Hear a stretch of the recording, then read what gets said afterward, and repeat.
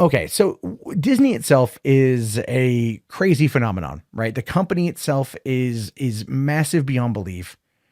I feel like they're spending money, like more money than they have, on things that they don't need.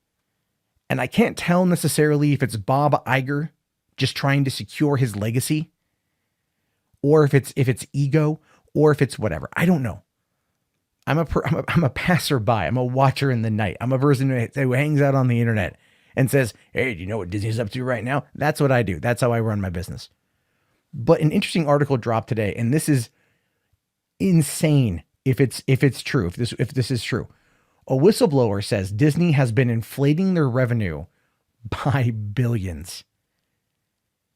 Yeah, they just had their shareholders meeting the other day. And they really did. Iger really tried to like kind of shift the blame. Well, we lost a lot of money because the Fox movies were terrible. Yeah, and you guys still released them. Where you lost money by releasing them. You could have held off on a few of those things for Disney Plus or Hulu, but you still released an X-Men movie in summer, 5 weeks after Endgame. And you set it up to fail. You did. You set it up to fail. I'm not going to, there's no way that they did not set up X-Men to fail.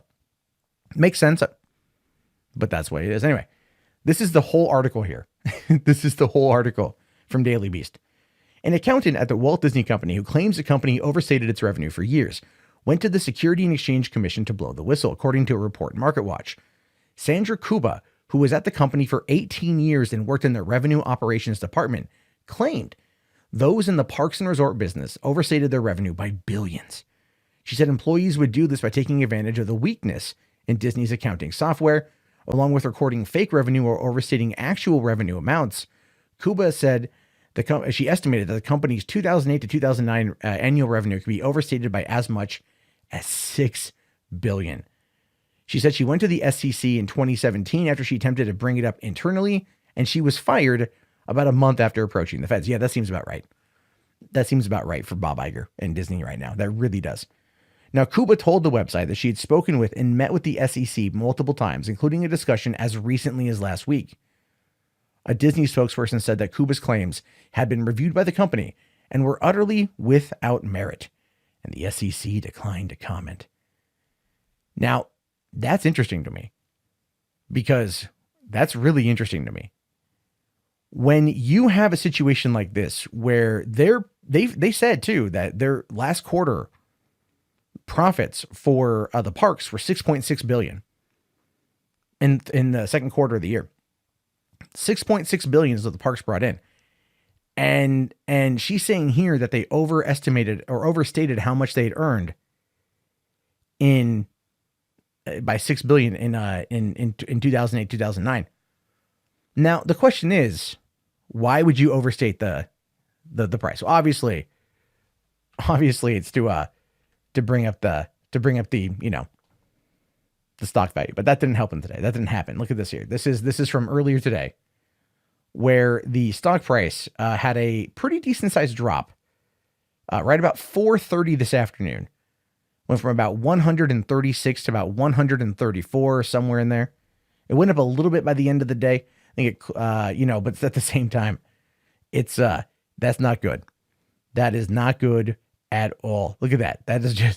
That's going to cost some people their jobs. And Disney's already going up against Netflix in regards to stock prices, and Netflix has like a higher stock price, but Disney's got the name. And so that's what they're kind of banking on here.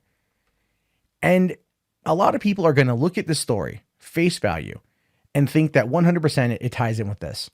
New reports of empty theaters at Captain Marvel add to the movie's controversy. Now, you might be asking yourself, what is that all about if you don't know?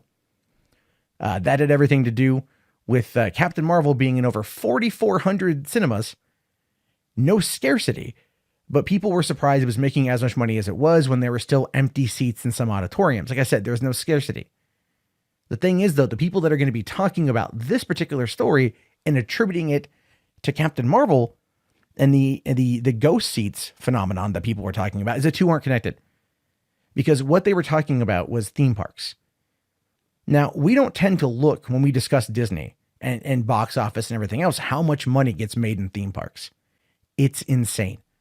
But now with the failure, I don't want to say a failure, but now with the slowing down of Galaxy's Edge, at least coming off of that second quarter, and how attendance was down 3%, even though hotels, merch, and food were all up, it is going to shine a big eye on everything. Because why would you inflate your numbers?